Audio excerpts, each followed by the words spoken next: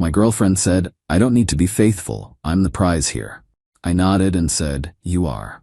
I then entered us into a couple's reality show. The episode where her DMs were revealed to the nation made her a prize nobody wanted. I, 30 male, have been dating the prize for 4 years. At least that's what Isabel, 28, calls herself. Izzy is an influencer. This means her job is to look good in places I pay for. She curates content and engages with her brand partners. My job is data analytics. I look at spreadsheets, find patterns, and make sure the prize can afford her $300 face creams and twice-weekly networking brunches. It was a system. I know. I was the stable one, the provider, the safe bet. And she was the firecracker, the life of the party, the one everyone looked at. And for 4 years, I guess that dynamic worked. I paid for the lifestyle. She let me be seen with her. But the prize has been demanding a higher, price lately. Her phone, which used to be an open book, suddenly has the screen lock time of a CIA operative. It never leaves her side. Not even when she showers. It's for my work, babe. I have to be responsive. Then came the late-night strategy sessions with her new content manager, Julian. Julian is 6'4", built like a Marvel hero, and has teeth so white they look like a filter. I'm 5'11", and as I said, I analyze data. You do the math. I tried to be the cool, trusting boyfriend. I really did. Until I saw the alert for my credit card. The one she's an authorized user on. A $220 bar tab at the Onyx Lounge at 1:15 a.m. on a Tuesday. I was home, asleep, because I have an actual 9-to-5 job. I waited until she got home the next evening, humming as she unboxed a $400 pair of sneakers a brand had gifted her, which she'd probably return for cash. Me? Hey Izzy, how was your Tuesday night? Exhausting, just planning, so much work. Yeah, did the work happen at the Onyx Lounge? She stopped. The silence was heavy. She slowly looked up from the shoebox. What are you, my dad? I went out for drinks. With Julian? That $220 tab seems high for a strategy session. She didn't even have the decency to look guilty. She just looked bored, annoyed. She stood up, walked to her vanity mirror, and started fixing her ponytail. So what? Yes, I was with Julian. We had drinks. He's hot. Is that what you want to hear? What? Izzy, we're in a relationship. You can't just... She turned her face a mask of pure condescending arrogance. Nate, stop. Just stop. I don't need to be faithful. Okay? I'm the prize here. You're lucky I come home to you at all. Do you have any idea how many DMs I get a day from men who would kill to pay for my drinks? Men who don't spend their nights looking at boring spreadsheets? She sneered. Be grateful for what you get. And I just stared at her.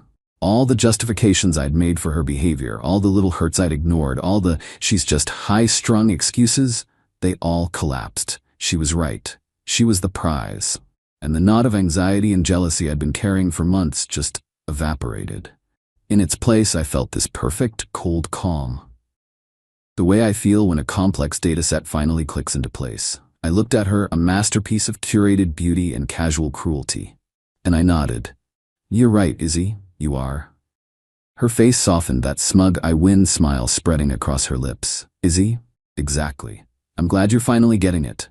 Now can you order us some Thai? I'm starving. Sure. You know, I was thinking, you're a prize, we're a great couple. We should show people that.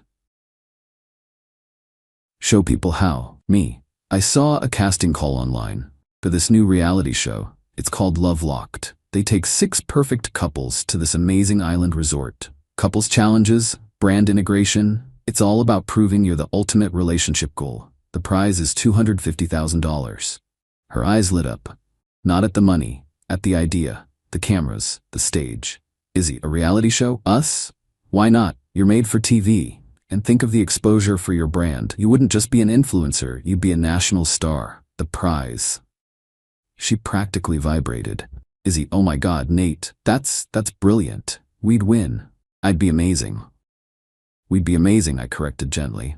I pulled up the casting call on my laptop. She was hooked. We filmed an audition video that weekend. Her talking about her journey and her brand. Me talking about how supportive I am and how I just want to see her shine. It was perfect. We were exactly the archetype they wanted. The hot influencer and the meek, supportive boyfriend. We got a callback, then a final interview. We were cast. A week later, the contracts arrived. A A stack of paper 80 pages thick. Izzy, ugh, boring. You're the spreadsheet guy. You read it. Just tell me where to sign. Oh, I'll read it, don't worry. I did read it. Every single word. Especially page 42, paragraph 8. Participant agrees to grant producers of Love Locked full, unrestricted, and irrevocable access to all personal communications, including but not limited to mobile phone records, text messages, direct messages on all social media platforms, Instagram, Twitter, Facebook, TikTok, etc., and email for the purposes of verification, content, and the transparency challenge. It was beautiful. Looks pretty standard, Izzy. Just says they can film us and... oh yeah, they need access to our phones and socials for verification and a challenge. Izzy, waving her hand dismissively. Fine, whatever. My DMs are just brand deals and thirsty fans anyway. It's good content. Hand me the pen. She signed her rights, her privacy, and her entire curated life away. All for the chance to prove she was the prize. We fly out in 2 days. Update 1. We've been in the Lovelocked Villa for 3 weeks. It is without question the most psychologically bizarre place on earth. It's all white furniture, magenta mood lighting, and cameras hidden in places you'd never expect, like the shower heads, I'm pretty sure. There are 5 other couples. A hyper-competitive CrossFit pair, Rick and Jenna, a long-distance couple who cries every 10 minutes, Leo and Mindy, an older, stable pair, Gary and Sue, and 2 other influencer types who immediately saw Izzy as their competition, Bryce and Madison. Izzy is in her absolute element. The cameras are on her 24/7, and she performs for them like a trained seal. She's the queen bee of the villa. She gives candid interviews by the pool about her struggles as a woman in the digital space. She wears a new bikini for every single shot. Me? I'm playing my role. The steady Nate, the supportive king, as the show's host Kip called me. Kip, Nate, it must be tough sometimes, being the rock for such a firecracker like Izzy. Me, Kip, when you're lucky enough to be with the prize, you just feel grateful to be in the game. The producers AT it up.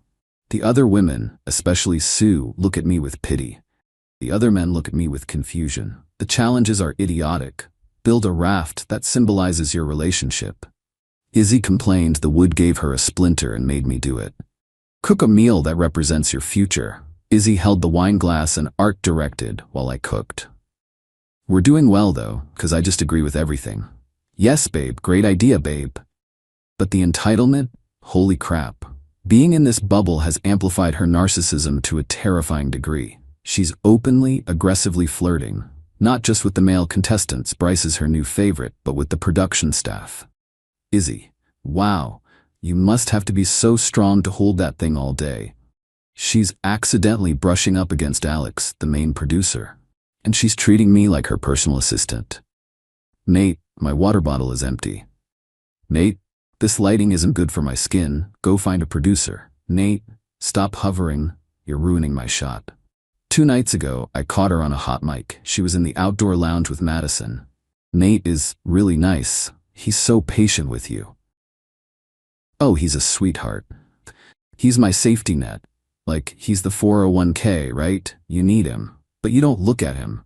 You gotta have fun with your play money. And this place is full of play money. Hearing your long-term girlfriend refer to you as a retirement plan while you're 50 feet away, it stings. I won't lie. I went to the confessional room, a glorified closet, and just breathed for a minute. Me? It's hard. Hearing that, I thought our foundation was stronger. I'm just here to prove my loyalty. I hope she is too. The producer behind the camera was so sympathetic. That's really powerful, Nate. Thanks for sharing. I'm building my narrative. The jilted, loyal, nice guy. It's the only way this works. Yesterday, the producers collected all our phones. For the next challenge, we're cutting you off from the outside world, Kip announced. Izzy didn't even care. She handed it over without a second thought. She was too busy planning her outfit for the island luau party. But I saw the look the producer Alex gave his assistant when he took Izzy's phone. It was a small, hungry smile. They've found it. They've definitely found it. This morning, Kip gathered us all by the pool. Kip, okay lovers, your next challenge is the transparency test. Leo and Mindy, the criers, looked nervous. Rick and Jenna, CrossFit, looked competitive. Izzy just looked Bored. In a relationship, honesty is everything, so we're going to read some anonymous concerns from the outside world and see how our couples handle the truth. Izzy perks up. She thinks it's fan mail. Kip. Let's start with Rick and Jenna. An anonymous source says Jenna still has her ex-boyfriend's sweatshirt. Rick looked furious. Jenna started crying. It was great. Kip. And now Nate and Izzy. Izzy sat up, preening for her close-up. Izzy, an anonymous source is worried that you refer to Nate as your safety net and your 401k. What's that about? The hot mic clip. Izzy's eyes widened, then she recovered, laughing it off. Oh my God, that was just girl talk. It's a compliment. It means he's reliable. He's my rock. I'm the prize. He's the vault. It's romantic. She grabbed my hand. Tell them, babe, you love being my vault. I just smiled, a slow, sad smile. I just want us to be honest, Izzy, that's all. The camera zoomed in on my hurt but hopeful face. I'm getting good at this. Kip. Well, that was just the warm-up, folks. The real transparency test is tomorrow night. We're going to be hooking you up to a heart rate monitor and showing you some direct messages from your partner's phones. Izzy's smile frozen. For the first time since we got here, she looked scared. DMs? Like all of them? That's an invasion of privacy, isn't it? Smiling, holding up a copy of the contract. You all agreed, page 42. It's time to see who's really love-locked. Izzy didn't sleep at all last night. She kept pacing. Izzy, this is so stupid. It's probably just DMs from fans, right? They can't show private stuff. I guess we'll find out, babe, but we've got nothing to hide, right? She just stared at me. The finale episode films tonight. Update 2. It's been a month since the show aired. My life is different. Hers is too. The transparency test was everything I dreamed of, and so much worse. They saved us for last. The golden couple, the prize and the vault. We were all sitting on white couches. Izzy was physically vibrating. She had her hand on my knee in a death grip. And finally, Nate and Izzy.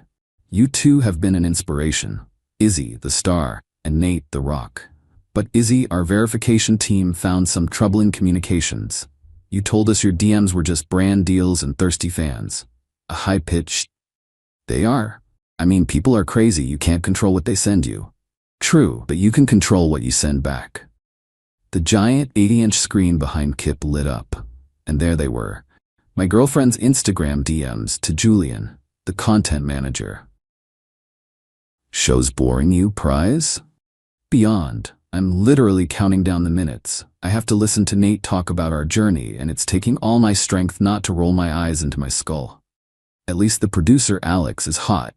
I've been accidentally running into him by the yoga deck. Might see if I can leverage that for more screen time after Nate inevitably betrays me in a challenge. The other couples gasped. Alex, the producer, who was standing off camera, just shook his head. Izzy's face went white. That's just banter. He's my manager. We joke like that. Is this a joke too? A new message. A screenshot of a text to me. It was from 3 weeks before the show. Love you, Izzy. Can't wait for our adventure. Love you too, babe. It's gonna be amazing. Right below it, a DM to Julian, sent 1 minute later. Izzy, just sent the goodnight text to the puppy. He's so easy. God, I can't wait for you to come over after he leaves for work tomorrow. P.S. He 100% believed the Onyx Lounge was a girls' night thing, LMAO. The set was silent. You could hear Mindy, the crier, start to sniffle. Izzy's heart rate monitor, which was displayed on screen, was spiking.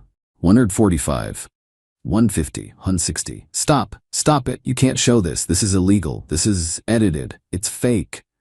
So calm, so practiced. It's not fake, Izzy. We verified the timestamps and you signed the release. He turned to me. The camera's all swiveled. The big, emotional moment. Nate, you're hearing this? What are you thinking? I looked at the screen. I looked at the horrified faces of the other contestants. Then I looked at Izzy. She wasn't a prize. She was just a cornered animal. I felt nothing. Just tired. She told me she was the prize, that I should be grateful she came home to me at all. I let that hang in the air. I guess I just wanted everyone else to see what that prize was really worth.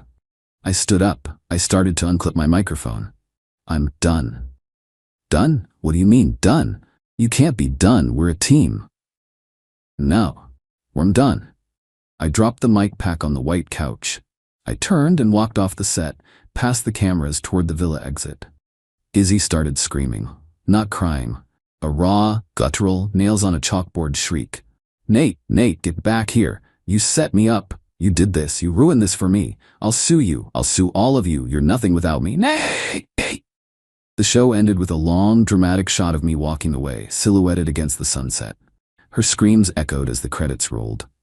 It was cinematic. The aftermath. We were disqualified. I got a flight home that night. A separate flight. The producers were so accommodating. We're so sorry you went through that, Nate. Izzy was held for 2 more days to film exit interviews, where she apparently sobbed about how she was the victim of my calculated sociopathic betrayal. Then the episode aired. It was a bloodbath. The editors loved me. They spliced every hot mic clip of her calling me a 401k, with every confessional of me saying I just want to be honest. They made me the patron saint of nice guys. Izzy did not fare as well. The prize became a meme, a national joke. Her comment section was a wasteland. I'd rather have the 401k.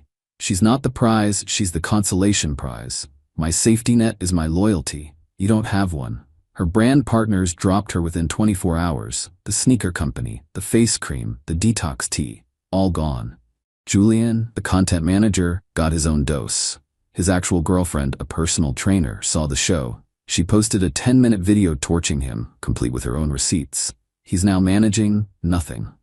The fallout. Izzy, of course, tried to sue me, the network, the production company, Kip. Her lawyer sent a threatening letter. My new lawyer, Ms. Vance, sent back one thing, a signed, notarized copy of page 42, paragraph 8 of her contract. We never heard from the lawyer again. Then came her mom, Carla. She showed up at my apartment. I'd already moved. She somehow tracked me down. Carla, you humiliated my daughter. You've destroyed her life, her career. She's depressed. You owe her. Me, Carla, she owed me loyalty. She cheated and she lied. She just finally got caught. Please leave. You're a monster. You're a monster. You planned this. Me, I planned to get the truth. She provided the content. Goodbye. I closed the door. Izzy is still trying. She's on TikTok now. Mostly. Doing crying videos about cancel culture and being betrayed by the one you trust. Her view count is abysmal. She's had to sell her car and move into a studio apartment. She's not a prize nobody wants. She's just nobody. Me? I'm okay.